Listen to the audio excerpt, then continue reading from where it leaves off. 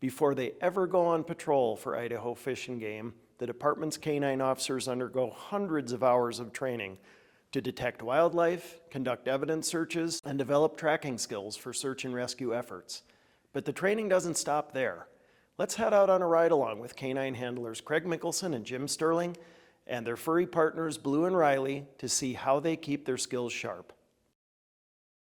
What we're doing, we're trying to set these scenarios up today where we put a piece of wildlife out, and then we're gonna see if they can find other evidence around it. What I like to try and do is, put a gun out, maybe put some shell casings out, maybe put some articles of clothing to kind of simulate a real live poaching case.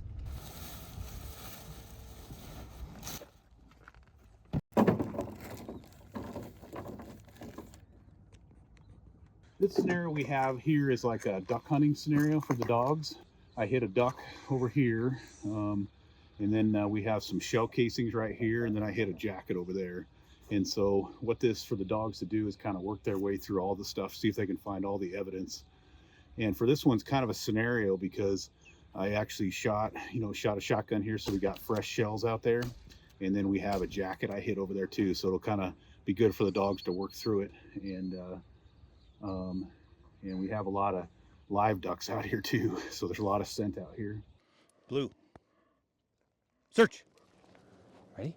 Go search.